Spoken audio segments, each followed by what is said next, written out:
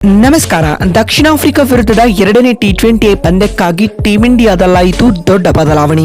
ತಂಡಕ್ಕೆ ಎಂಟ್ರಿ ಕೊಟ್ಟರು ಸ್ಟಾರ್ ಆಟಗಾರರು. ಹೀಗಿರಲಿದೆ ನೋಡಿ ಭಾರತದ ಹೊಸ ಪ್ಲೇಯಿಂಗ್ 11. ಹಾಗಾದರೆ ಸುದ್ದಿಯ ಸಂಪೂರ್ಣ ಮಾಹಿತಿ ಏನು? ಅಷ್ಟಕ್ಕೂ ಆಫ್ರಿಕಾ ವಿರುದ್ಧದ ಎರಡನೇ ಟಿ20 ಪಂದ್ಯಕ್ಕೆ ಟೀಂ ಇಂಡಿಯಾದ ಪ್ಲೇಯಿಂಗ್ 11 ಹೇಗಿರಲಿದೆ ಮತ್ತು ಪಂದ್ಯದ ಪಿಚ್ ರಿಪೋರ್ಟ್ ಯಾವ ರೀತಿಯಾಗಿದೆ ಎನ್ನುವುದರ ಕಂಪ್ಲೀಟ್ ಮಾಹಿತಿಯನ್ನ ಈ ವಿಡಿಯೋದಲ್ಲಿ ತಿಳಿಸ್ಕೊಡ್ತಾ ಹೋಗ್ತೀನಿ. ಆದ್ದರಿಂದ ದಯವಿಟ್ಟು ಈ ವಿಡಿಯೋವನ್ನ ಕೊನೆವರೆಗೂ ನೋಡಿ. ಆದರೆ ಅದಕ್ಕಿಂತಲೂ ಮುನ್ನ ಯಾರಿನ್ನೂ ನಮ್ಮ ಚಾನಲ್ಗೆ ಸಬ್ಸ್ಕ್ರೈಬ್ ಮಾಡಿಲ್ವೋ ಸೊ ದಯವಿಟ್ಟು ಈ ಕೂಡಲೇ ನಮ್ಮ ಚಾನಲ್ಗೊಂದು ಸಬ್ಸ್ಕ್ರೈಬ್ ಮಾಡಿ ಮತ್ತು ವಿಡಿಯೋಗೊಂದು ಲೈಕ್ ಮಾಡಿ. ಹೌದು, ಕಟಕ್ನಲ್ಲಿ ನಡೆದ ಮೊದಲ ಟಿ20 ಪಂದ್ಯದಲ್ಲಿ ಆಫ್ರಿಕಾ ತಂಡವನ್ನು 74 ರನ್ಗಳಿಗೆ ಕಟ್ಟಿ ಹಾಕಿ 101 ರನ್ಗಳ ಭಾರಿ ಅಂತರದ ಗೆಲುವು ದಾಖಲಿಸಿದ್ದ ಟೀಂ ಇಂಡಿಯಾ ಇದೀಗ ಸರಣಿಯ ಎರಡನೇ ಟಿ20 ಪಂದ್ಯಕ್ಕಾಗಿ ಸಜ್ಜಾಗುತ್ತಿದೆ. ಉಭಯ ತಂಡಗಳ ನಡುವಿನ ಎರಡನೇ ಟಿ20 ಪಂದ್ಯ ಇದೇ ಡಿಸೆಂಬರ್ 11ರಂದು ಅಂದರೆ ಇಂದು ನ್ಯೂ ಚಂಡೀಗಢ್ನಲ್ಲಿರುವ ಮುಲ್ಲನ್ಪುರ್ನ ಮಹಾರಾಜ ಯದುವೀರ್ ಅಂತಾರಾಷ್ಟ್ರೀಯ ಕ್ರೀಡಾಂಗಣದಲ್ಲಿ ನಡೆಯಲಿದೆ ಸ್ನೇಹಿತರೆ. ಇನ್ನು ಈ ಪಿಚ್ನಲ್ಲಿ ನಡೆಯುತ್ತಿರುವ ಮೊದಲ ಅಂತಾರಾಷ್ಟ್ರೀಯ ಮೆನ್ಸ್ ಪಂದ್ಯವೂ ಕೂಡ ಇದೇ ಆಗಿದೆ.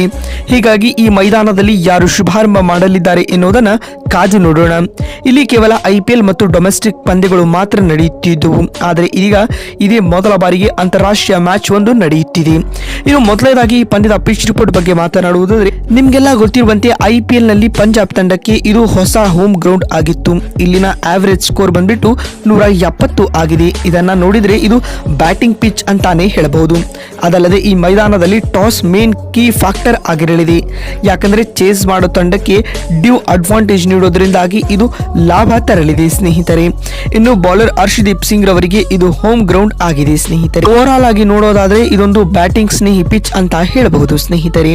ಇನ್ನು ನಮಗಿರುವ ಒಂದೇ ಒಂದು ಸಮಸ್ಯೆ ಏನಪ್ಪಾ ಅಂತಂದ್ರೆ ಅದು ಓಪನಿಂಗ್ ನಲ್ಲಿ ನಮ್ಮ ಅಪ್ರೋಚ್. ಹೌದು, ಪವರ್ ಪ್ಲೇ ನಲ್ಲಿ ನಮ್ಮ ಆಟಗಾರರು ಆಡುತ್ತಿರುವ ಆಟ ತೀವ್ರ ಕಳವಳಕಾರಿಯಾಗಿದೆ ಸ್ನೇಹಿತರೆ. ಅದರಲ್ಲಿಯೂ ಶುಭ್ಮನ್ ಗಿಲ್ ರವರ ಸ್ಟ್ರೈಕ್ ರೇಟ್ ಕೇವಲ 120 ಆಗಿದೆ.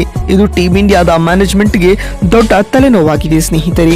ಗಿಲ್ ತಮ್ಮನ್ನ ತಾವು ಪ್ರೂವ್ ಮಾಡಿಕೊಳ್ಳಲೇಬೇಕಾದ ಸಂದಿಗ್ಧ ಪರಿಸ್ಥಿತಿಯಲ್ಲಿದ್ದಾರೆ. ಇಲ್ಲಿ ಗಿಲ್ ಬದಲು ಸಂಜು ಸ್ಯಾಮ್ಸನ್ ರವರಿಗೆ ಅವಕಾಶ ನೀಡಬೇಕು ಅನ್ನೋ ಕೂಗು ಜೋರಾಗಿ ಕೇಳಿಬರುತ್ತಿದೆ. ಆಸ್ ಎ ಓಪನರ್ ಆಗಿ ಸಂಜು ಸ್ಯಾಮ್ಸನ್ 3 ಸೆಂಚುರಿ ಬಾರಿಸಿದರೂ ಕೂಡ ಬೆಂಚ್ ನಲ್ಲಿ ಕಾಯುತ್ತಿರುವುದು ನಿಜಕ್ಕೂ ವಿಪರ್ಯಾಸದ ಸಂಗತಿ ಅಂತ ಹೇಳಬಹುದು ಸ್ನೇಹಿತರೆ. ಇದನ್ನ ಬಿಟ್ಟರೆ ಸೂರ್ಯಕುಮಾರ್ ಯಾದವ್ ಕೂಡ ಅತ್ಯಂತ ಕೆಟ್ಟ ಫಾರ್ಮ್ ನಲ್ಲಿದ್ದಾರೆ. ಕ್ಯಾಪ್ಟನ್ ಮತ್ತು ವೈಸ್ ಕ್ಯಾಪ್ಟನ್ ಅವರ ಪ್ರದರ್ಶನವೇ ಇದೀಗ ದೊಡ್ಡ ತಲೆನೋವಾಗಿದೆ ಸ್ನೇಹಿತರೆ. ಇದನ್ನೆಲ್ಲ ಬಿಟ್ಟರೆ ಮೊದಲ ಟಿ20 ಪಂದ್ಯದಲ್ಲಿ ಆಡಿದ ಸೇಮ್ ಪ್ಲೇಯಿಂಗ್ 11 ಇಲ್ಲಿಯೂ ಕೂಡ ಕಣಕ್ಕಿಳಿಸಲಾಗುತ್ತದೆ ಸ್ನೇಹಿತರೆ. ಆರಂಭಿಕರಾಗಿ ಅಭಿಷೇಕ್ ಶರ್ಮಾ ಮತ್ತು ಶುಭ್ಮನ್ ಗಿಲ್ ಕಾಣಿಸಿಕೊಂಡರೆ ನಂಬರ್ 3 ಕ್ರಮಾಂಕದಲ್ಲಿ ತಿಲಕ್ ವರ್ಮಾ ಮತ್ತು ಸೂರ್ಯಕುಮಾರ್ ಯಾದವ್ ನಂಬರ್ 4ರ ಸ್ಲಾಟ್ ನಲ್ಲಿ ಬ್ಯಾಟ್ ಬೀಸಲಿದ್ದಾರೆ. 5ನೇ ಕ್ರಮಾಂಕದಲ್ಲಿ ಜಿತೇಶ್ ಶರ್ಮಾ, 6ನೇ ಸ್ಲಾಟ್ ನಲ್ಲಿ ಹಾರ್ದಿಕ್ ಪಾಂಡ್ಯ, 7ನೇ ಕ್ರಮಾಂಕದಲ್ಲಿ ಅಕ್ಷರ್ ಪಟೇಲ್ ಮತ್ತು 8ನೇ ಸ್ಲಾಟ್ ನಲ್ಲಿ ಶಿವಮ್ ದುಬೆ ಆಡಿದರೆ 9ನೇ ಕ್ರಮಾಂಕದಲ್ಲಿ ವರುಣ್ ಚಕ್ರವರ್ತಿ, 10ನೇ ಸ್ಲಾಟ್ ನಲ್ಲಿ ಹರ್ಷದೀಪ್ ಸಿಂಗ್ ಮತ್ತು ಕೊನೆಯ ಕ್ರಮಾಂಕದಲ್ಲಿ ಜಸ್ಪ್ರೀತ್ ಬುಮ್ರಾ ಆಡುವ ಸಾಧ್ಯತೆ ಹೆಚ್ಚಾಗಿದೆ. ಸ್ನೇಹಿತರೆ, ನಿಮಗೆ ಏನಿಸುತ್ತದೆ? ಸಂಜು ಸ್ಯಾಮ್ಸನ್ ಅವರಿಗೆ ಶುಭ್ಮನ್ ಗಿಲ್ ಬದಲು ಚಾನ್ಸ್ ನೀಡಬೇಕೋ ಅಥವಾ ಬೇಡವೋ ಎನ್ನುವುದನ್ನ ಎಸ್ ಅಥವಾ ನೋ ಎಂದು ಕಾಮೆಂಟ್ ಮಾಡುವ ಮೂಲಕ ನಿಮ್ಮ ಅಭಿಪ್ರಾಯಗಳನ್ನ ತಪ್ಪದೇ ತಿಳಿಸಿ. ನಮಸ್ಕಾರ.